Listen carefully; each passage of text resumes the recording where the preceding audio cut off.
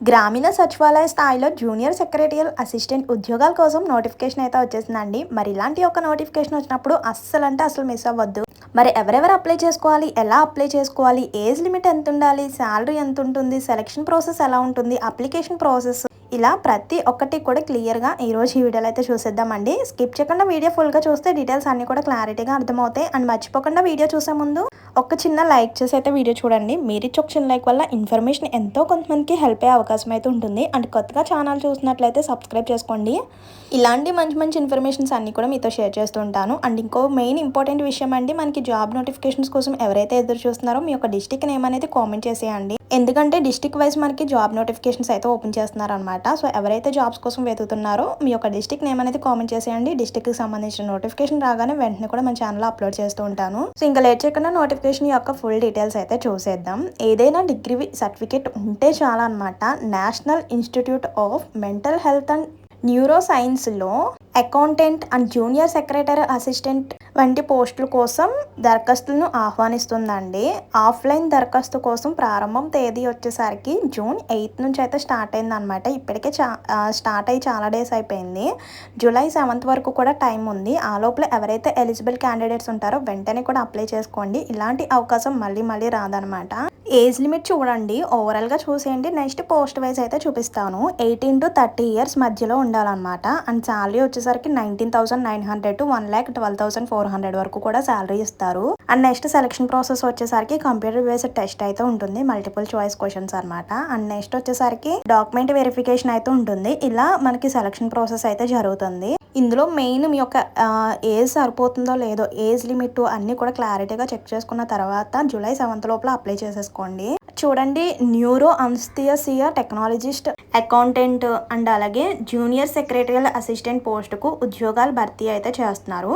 అయితే post wise details అయితే చూడండి. ఏ పోస్ట్కి ఎంత ఎలిజిబిలిటీ ఉండాలి, అలాగే ఏ కేటగిరీకి వాళ్ళు అప్లై చేసుకోవచ్చు, ఏ కేటగిరీ వాళ్ళు అప్లై చేసుకోవాలి, ఏజ్ లిమిట్ ఎంత ఉండాలి అండ్ శాలరీ ఎంత ఉంటుంది అనేది ఇక్కడ పోస్ట్ వైజ్ ఇక్కడ టేబుల్ రూపంలో ఉంది కదా, చెక్ చేసేసుకోండి. ఫస్ట్ పోస్ట్ వచ్చేసరికి గ్రూప్ బి కింద వస్తుంది. ఆ నెంబర్ ఆఫ్ వేకెన్సీస్ చూసుకుంటే ఒక పోస్ట్ ఖాళీగా ఉంది. కేటగిరీ చూసుకుంటే ఎస్టీ కేటగిరీకి లెవెల్ 6లోకి వస్తుంది అనమాట. అండ్ శాలరీ వచ్చేసరికి 35,400 వరకు కూడా ఉంటుంది. ఏజ్ లిమిట్ వచ్చేసరికి 30 బిలో ఉన్న వాళ్ళు మాత్రమే అప్లై చేసుకోవాలి. అండ్ నెక్స్ట్ వచ్చేసరికి అకౌంటెంట్ చూడండి, గ్రూప్ బికి వస్తుంది అనమాట. నెంబర్ ఆఫ్ వేకెన్సీస్ వచ్చేసరికి 1. కేటగిరీ యూఆర్కి level 6 with initial basics pay వచ్చేసరికి ఆ శాలరీ వచ్చేసరికి 35,400 అనమాట. ఏజ్ లిమిట్ వచ్చేసరికి 30 ఇయర్స్. నెక్స్ట్ జూనియర్ సెక్రటరీ అసిస్టెంట్కి వచ్చేసరికి గ్రూప్ సి కింద వస్తుంది. Number of vacancies 1. కేటగిరీ వచ్చేసరికి ఓబీసీ వాళ్ళకి. Next level 2 with initial basic pay వచ్చేసరికి 19,500 అనమాట. ఏజ్ లిమిట్ చూసుకుంటే 27 బిలో ఉన్న వాళ్ళు అప్లై చేసుకోవచ్చు. అంటే 27 అబోవ్ ఉన్న వాళ్ళు అప్లై చేసుకోకూడదు. అండ్ వయోసడలం కూడా వర్తిస్తుంది. ఎస్సీ ఎస్టీ కేటగిరీస్ వాళ్ళకి +5 ఇయర్స్ అలా ఉంటుందన్నమాట. అండ్ పోస్ట్ వైజ్ అర్హత ఎంత ఉండాలనేది చూసండి. ఫస్ట్ పోస్ట్కి వచ్చేసరికి గుర్తింపు పొందిన విశ్వవిద్యాలయం నుంచి అనస్థిసియా టెక్నాలజీలో బీఎస్సీ ప్రధాన ఆసుపత్రిలోని ఆపరేషన్ థియేటర్లో 2 ఇయర్స్ ఎక్స్పీరియన్స్ అయితే ఉండాలన్నమాట. నెక్స్ట్ అకౌంటెంట్కి చూడండి, గుర్తింపు పొందిన విశ్వవిద్యాలయం సంస్థ నుంచి కామర్స్లో ఫస్ట్ క్లాస్ బ్యాచిలర్ డిగ్రీ ఉండాలన్నమాట. గుర్తింపు పొందిన సంస్థ నుంచి computer application, Tally, accountant software మొదలైన వాటిలో సర్టిఫికేట్ కోర్స్ అయితే ఉండాలన్నమాట. నెక్స్ట్ పోస్ట్ యొక్క క్వాలిఫికేషన్ చూడండి, గుర్తింపు పొందిన విశ్వవిద్యాలయం నుంచి ఏదైనా బ్యాచిలర్ డిగ్రీ ఉండాలి. దాంతోపాటు కంప్యూటర్ కోర్స్లో 6 ఇయర్స్ ఎక్స్పీరియన్స్ ఉండాలన్నమాట. అంటే కంప్యూటర్ నాలెడ్జ్ అయితే ఉండాలి కంపల్సరీ. టైపింగ్ చేయడం ఇవన్నీ కూడా ఉండాలన్నమాట డిగ్రీతో పాటు. అంటే ఇక్కడ చూడండి, కంప్యూటర్ నైపుణ్య పరీక్ష ప్రమాణాలు అంటే ఎలా ఉండాలంటే ఇంగ్లీష్ టైపింగ్ వచ్చేసరికి 35 WPM లేదా హిందీ టైపింగ్ WPM కేటాయించిన సమయం 10 నిమిషాలు, 10 minutesలో హిందీ ఇంగ్లీష్ వర్డ్స్ టైప్ చేయడం అయితే వచ్చి ఉండాలన్నమాట. సో ఇదనమాట. అంటే డిగ్రీతో పాటు కంప్యూటర్ ఎక్స్పీరియన్స్ ఫుల్ ఉండాలి. ఇక్కడ చూడండి, నోటిఫికేషన్లు ఇచ్చిన డీటెయిల్స్ కూడా ఇవే అనమాట. మనకి అఫీషియల్గా వచ్చిన నోటిఫికేషన్ అనమాట. ఇది వచ్చేసరికి సేమ్ పోస్ట్ వైజ్ క్వాలిఫికేషన్ ఎంత ఉండాలి, ఎక్స్పీరియన్స్ ఎంత ఉండాలి, సిలబస్ ఏంటి అనేది కూడా ఇక్కడ ఇచ్చేసారు. క్లియర్గా చెక్ చేసుకోండి. ఎందుకంటే ఎవరైతే ఎలిజిబుల్ క్యాండిడేట్స్ ఉంటారో వెంటనే కూడా అప్లై చేసుకోండి. ఇలాంటి అవకాశాన్ని అయితే మిస్ చేసుకోవద్దు. జూనియర్ సెక్రటరీ అసిస్టెంట్కి కూడా డిగ్రీ ఉండాలి, కంప్యూటర్ నాలెడ్జ్ ఉండాలి. సిలబస్ వచ్చేసరికి క్వాలిఫికేషన్ సంబంధించి ఉంటుందన్నమాట, డిగ్రీ బేస్డ్ పైన ఉంటుంది. ఇక్కడ సబ్జెక్ట్స్ కూడా చూసుకోవచ్చు అనమాట. ఇంగ్లీష్ సంబంధించిన, రీజనింగ్ సంబంధించిన, అనలిటికల్ ఎబిలిటీకి సంబంధించిన, basic numeracy and data interpretations, current affairs గురించి ఈ సబ్జెక్ట్స్ పైన మనకి ఎగ్జామ్ అయితే ఉంటుందన్నమాట. అండ్ ఏజ్ లిమిట్ వచ్చేసరికి జూలై 7 అంటే జూలై 7 నాటికి 30 సంవత్సరాలు అయితే మించకూడదు అనమాట. అంటే 30 అబవ్ ఉన్న వాళ్ళు అయితే అప్లై చేసుకోకూడదు. చెప్పాను కదా ఏజ్ రిలాక్షన్ కూడా ఉంటుందని. ఎస్సీ కేటగిరీస్ వాళ్ళకి 5 ఇయర్స్, ఓబీసీ వాళ్ళకి 3 ఇయర్స్, పీడబ్ల్యూడీ వాళ్ళకి 10 years and PWD plus OBC వాళ్ళకి అయితే 13 ఇయర్స్ అనమాట. పీడబ్ల్యూడీ ప్లస్ ఎస్టీ వాళ్ళకి అయితే 15 ఇయర్స్ అనమాట. అండ్ మంత్లీ శాలరీ వచ్చేసరికి 19,900 to 1,12,400 వరకు కూడా ఇస్తారండి. అప్లికేషన్ ఫీజులు వచ్చేసరికి మనకి కేటగిరీ వైజ్ అయితే ఉంటుందన్నమాట.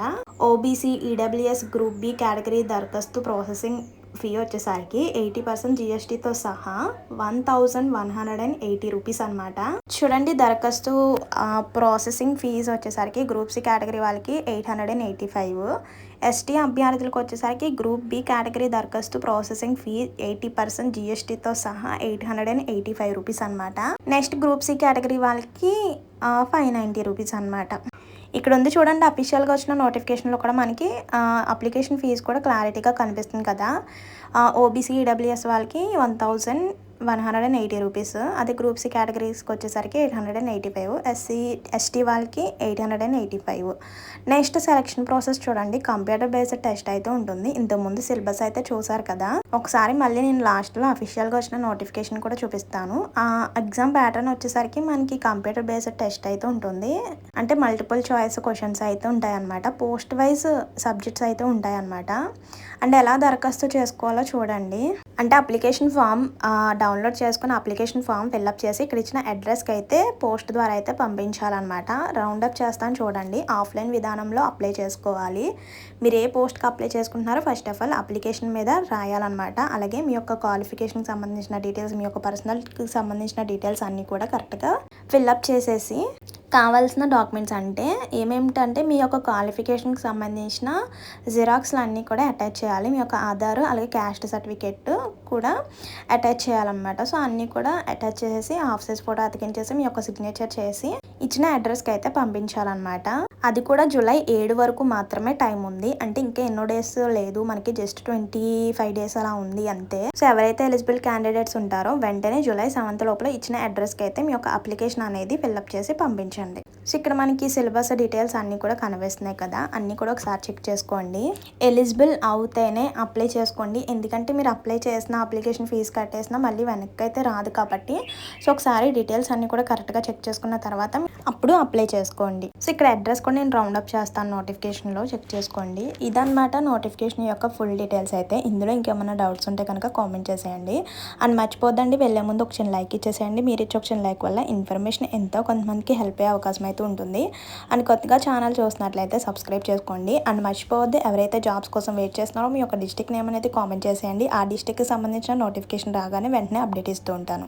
మరి ఉంటాను మరో మంచి ఇన్ఫర్మేషన్తో మళ్ళీ కలుద్దాం. See you to next video. Thank you for watching. Please do like, share and subscribe. Bye bye.